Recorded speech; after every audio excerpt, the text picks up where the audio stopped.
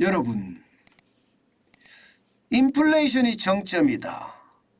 미국의 소비자 물가가 많이 올라갈 때는 9.1%까지 올라갔잖아요. 그리고 지난 11월에는 이게 7.1%까지 떨어졌습니다. 여기에다가 12월에는요 6.5%까지 떨어질 거다 하는 게 시장의 예측이거든요. 그런데 미국의 중앙은행 연방준비제도는요 금리를 또 올린다는 이야기예요. 무슨 얘기냐? 여러분 이거 한번 보세요. 제롬 파월 연방준비제도 의장의 이야기입니다. 금리 인상은 참 인기 없는 일이다. 정치서 자유로워야 한다. 이런 이야기를 했습니다. 이 말 속에는 여러분 아마 여러분도 느끼실 수 있겠지만 금리 인상을 2월 1일 날 하겠다는 이야기예요. 이게 정치인들이 금리 인상을 하면 안 된다. 경기가 침체될 수도 있다 하는 그런 우려감 불식시키면서 말입니다. 무조건 금리 인상을 하겠다. 다시 말해서 통화 긴축을 멈출 생각이 없다. 이렇게 지금 이야기하고 있는 겁니다. 그만큼 시장의 분위기는 굉장히 많이 달라지고 있다는 이야기죠. 그러니까 통화 긴축은 앞으로도 계속 가겠다는 뜻이에요. 상황이 이런데도 말입니다. 미국 시장은 사실 떨어지지 않았습니다. 오늘 시장은 오히려 장막판으로 가면 갈수록 올라갔습니다. 보시는 것처럼 1.01% 기술주 중심의 나스닥이 올랐습니다. 106.98이 올라서 1742.63으로 마감했습니다. 이게 제롬 파월의 이야기가 나왔던 초기에는 변동성이 굉장했지만 결국 말입니다. 계속 오르고 있었어요. 그 이유는 말입니다. 마찬가지로 대형주 중심의 S&P 500 지수도 0.7% 올랐습니다. 27.16이 올라서 3,900까지 올랐습니다. 이제 3,919.25를 기록하고 있습니다. 마찬가지로 장 초반에는 어려웠다가 장 후반으로 가면 갈수록 쭉 오르는 모양새 지켜냈습니다.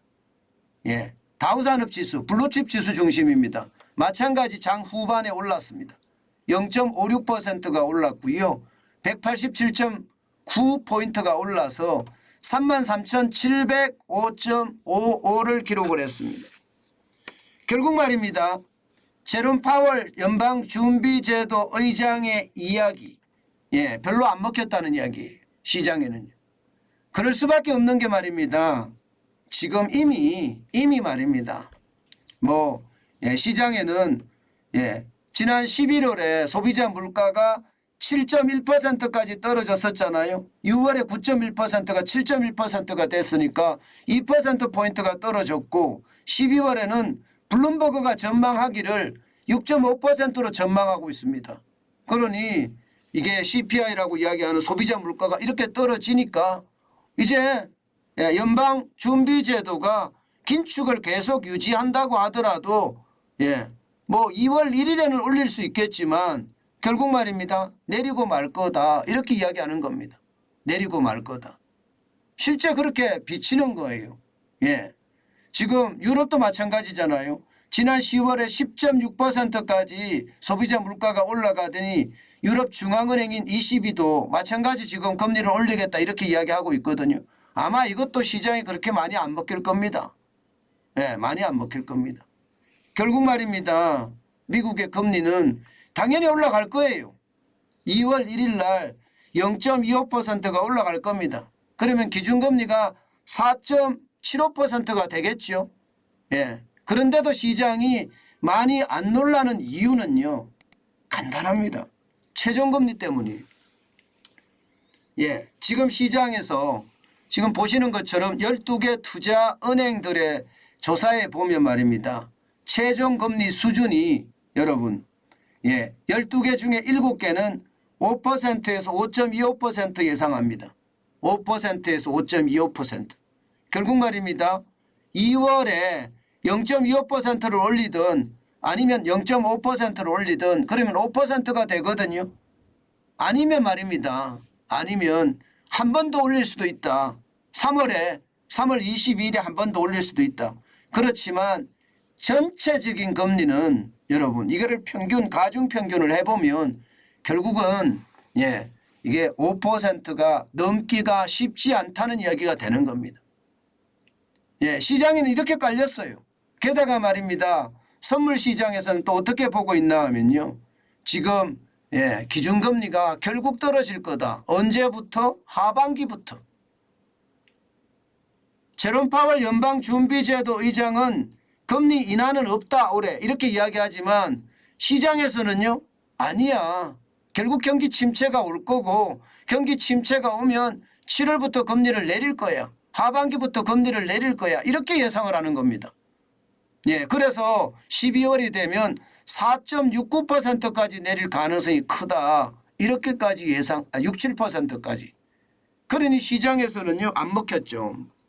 시장은 전혀 안 먹혔습니다. 결국 말입니다. 이게 시장이 제롬 파월 연방준비제도 의장, 중앙은행 총재를 안 믿는다는 뜻이에요. 시장은 안 믿고요. 제롬 파월이 어떤 이야기를 하더라도 그냥 이야기해라. 나는 내 방향으로 가겠다. 뭐 그런 이야기라는 뜻입니다. 결국 말입니다. 제롬 파월 연방준비제도 의장도 시장이 침체하는 데는 이게 장사 없거든요. 결국 시장이 침체하면 금리를 내릴 수밖에 없는데 지금 긴축을 멈출 생각이 없다 이렇게 이야기를 하지만 시장은 결국 내릴 거다 이렇게 예상을 하고 있는 겁니다. 이게 엇박자가 나죠. 엇박자가 나지만 분명한 사실입니다. 그것은요. 시장은 심리로 움직이잖아요. 그죠? 지금 제롬 파월 연방준비제도 의장은 수치로 움직이려고 들고요. 그런데 제롬 파월 의장의 어떤 이야기가 워낙 이게 들쭉날쭉한 바람에 시장의 신뢰를 좀 잃었다. 뭐 이렇게 해석하면 될 것 같습니다. 일단 경기 침체가 온다 이런 이야기가 많이 나오는 것은 분명하고요. 그러면 금리 인하의 속도도 분명히 올해 안에 일어날 수 있다. 이게 시장의 예측치입니다. 물론 이 시장의 예측치는 늘 틀릴 수가 있습니다. 늘 틀릴 수가 있어요. 그러나 대체적으로 보면요. 시장의 예측치가 맞는 경우가 굉장히 많거든요. 진짜 수많은 사람들이 많은 지표를 가지고 이게 미래를 예측을 하는 거거든요. 그 때문에 시장의 예측은 그렇게 많이 틀리지 않을 수도 있다는 것 여러분 기억을 하시고요. 분명한 것은 통화정책의 피벗 정책선회죠. 정책선회는 반드시 온다. 그렇기 때문에 지금 시장은 오히려 담담하게 받아들인다. 뭐 이렇게 해석하는 게 좋을 것 같습니다.